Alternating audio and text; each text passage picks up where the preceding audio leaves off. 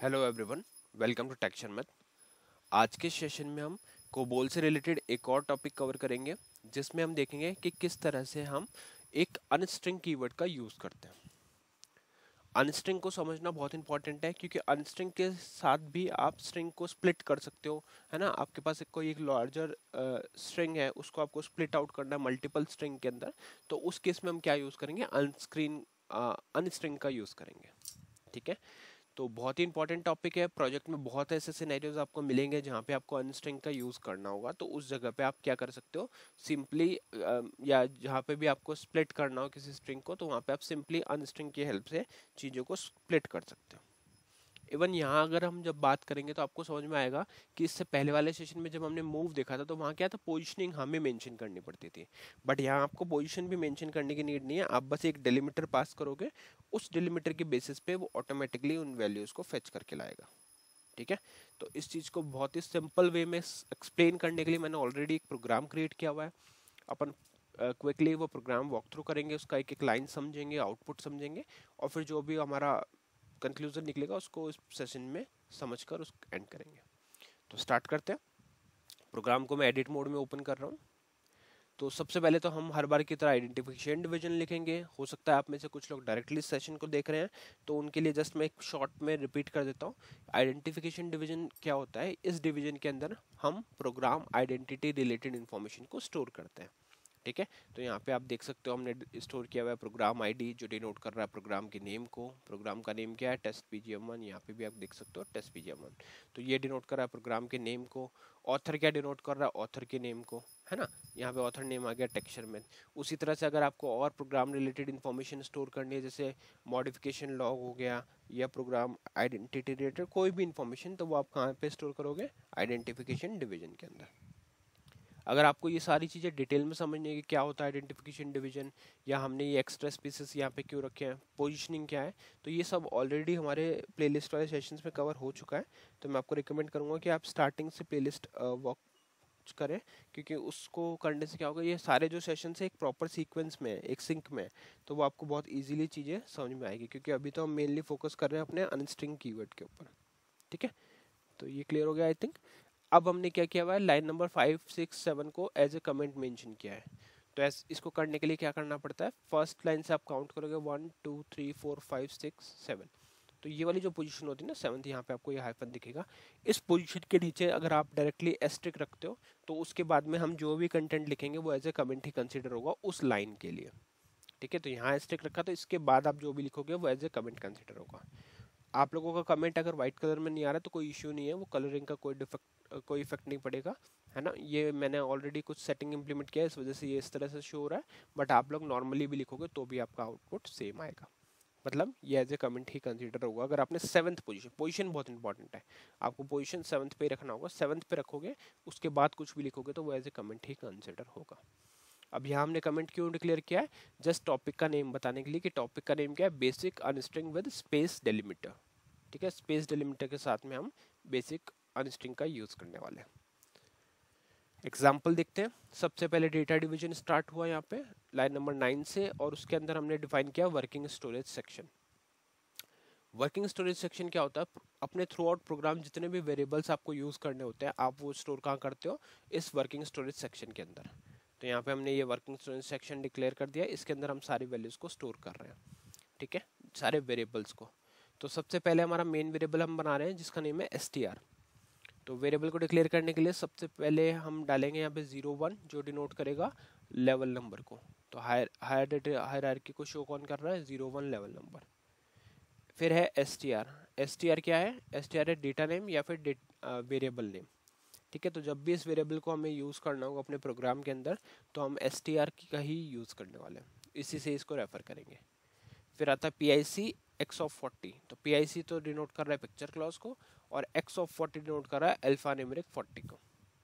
ठीक है, तो जब भी आपको अल्फा न्यूमेरिक वैल्यू स्टोर करनी है अप टू 40 कैरेक्टर्स, तो वो कहाँ पे आएगी, वो आएगी इस str वेरिएबल के अंदर। उसके बाद में हम यूज़ कर रहे हैं वैल्यू क्लॉज। वैल्यू क्लॉज क्या करता है, वैल्यू क्लॉज जो भी वैल्यू आपको इस वेरिएबल में इनिशलाइज करनी है वो आप यहाँ पे रख सकते हो, है ना। और ये ऑप्शनल क्लॉज होता है, अगर इन केस आपको ब्लैंक वेरिएबल डिक्लेयर करना है तो आप उसको विदाउट भी विदाउट वैल्यू क्लॉज भी यूज़ कर सकते हो। जैसे लास्ट के तीनों में हमें वैल्यू की नीड नहीं थी तो हमने उसको विदाउट वैल्यू क्लॉज डिक्लेयर किया हुआ, ठीक है। बट फर्स्ट वेरिएबल के लिए हमारे को उसकी नीड थी तो हमने यहाँ पे वैल्यू इनिशियलाइज कर दी डिटेक्शन मेथ पॉडकास्ट। अब मैं पहले आपको ये तीनों वेरिएबल बताता हूँ, फिर अपन रिक्वायरमेंट डिस्कस करेंगे, ठीक है। ऑल्दो पहले रिक्वायरमेंट होती है फिर वेरिएबल डिक्लेयर होता है, बट मैं आपको एग्जांपल बता रहा हूँ इसलिए पहले अपन वेरिएबल देख लेते हैं।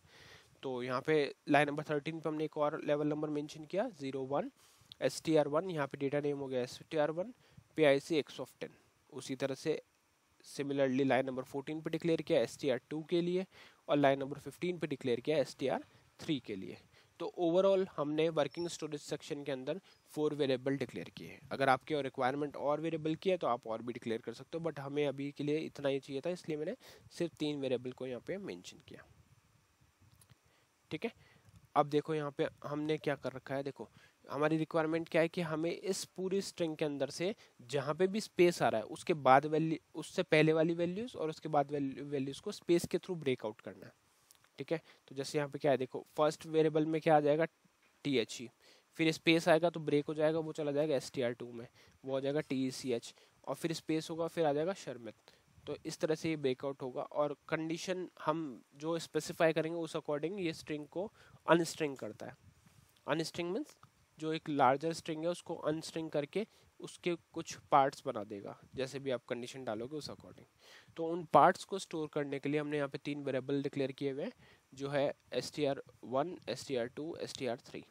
तो ये तीनों वेरिएबल इसीलिए यूज होंगे कि जब भी इसमें से कोई पार्ट ऑफ स्ट्रिंग फैच होगा वो हम स्टोर करेंगे इन तीनों वेरिएबल के अंदर। लाइन नंबर 17 से हमने प्रोसीजर डिवीजन स्टार्ट किया हुआ है। प्रोसीजर डिवीजन के अंदर हम अपने पूरे प्रोग्राम का मेन लॉजिक लिखेंगे। तो अनस्ट्रिंग को यूज़ करने का पैटर्न क्या है, सबसे पहले आपको यहाँ पर लिखना पड़ेगा अनस्ट्रिंग, कैपिटल में आप लिखोगे तो इजीली वो आइडेंटिफाई हो जाएगा।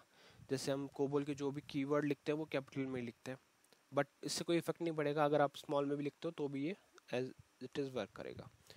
अनस्ट्रिंग लिखने के बाद में आपका मेन जो वेरिएबल है उसका नेम आएगा। तो हमारा मेन वेरिएबल जहाँ पे हमने वैल्यू स्टोर की है वो है str, तो यहाँ पे आ गया str। फिर हम लिखेंगे डिलिमिटेड बाय स्पेस। तो अब ये क्या करेगा, इस स्ट्रिंग को डिलिमिट करेगा किससे, स्पेस से, और उसको इनटू कर रहा है str1, 2, 3। तो इन 3 वैल्यूज में ये स्टोर करेगा। तो अनस्ट्रिंग ओवरऑल कर क्या रहा है, str के अंदर जितनी भी वैल्यूज है उसको डिलिमिट करेगा बाय स्पेस से, ब्रेक डाउन करेगा स्पेस से, और फिर उसको 3 वेरिएबल में स्टोर कर देगा, जो है str1 str2 और str3। अगर हम हमारी मेन स्क्रीन देखें, मेन जो स्ट्रिंग है उसके अंदर क्या है 4 पार्ट बन रहे हैं, बट मैंने अभी के लिए सिर्फ 3 पार्ट के लिए इसको स्टोर किया। बट अगर आपको 4th भी इंक्लूड करना है तो एक और वेरिएबल उसका डिक्लेयर हो जाएगा, और इनटू वाली लाइन में यहाँ पे कॉमा के बाद में str4 भी आ जाएगा।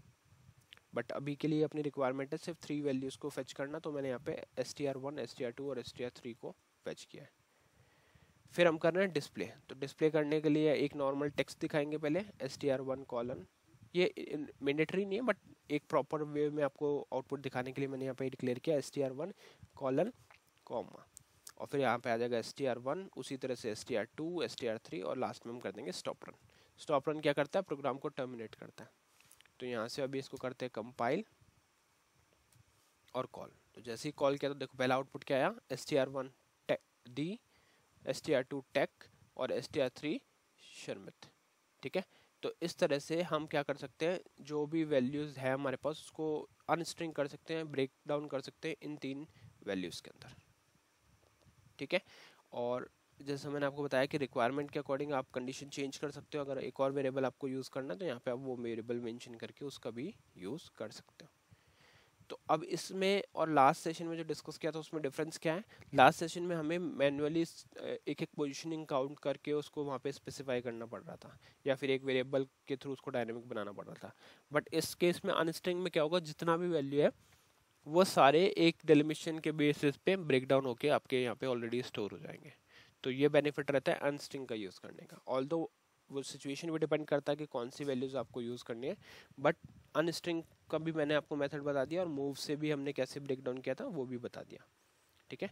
तो अब जैसी भी आपको सिनेरियो मिलते हैं आपके प्रोग्राम के अंदर, आप उस अकॉर्डिंग अपने लॉजिक को कस्टमाइज कर सकते हो, और फिर उस कस्टमाइज लॉजिक को आप नॉर्मली अपने प्रोग्राम में यूज़ कर सकते हो, ठीक है।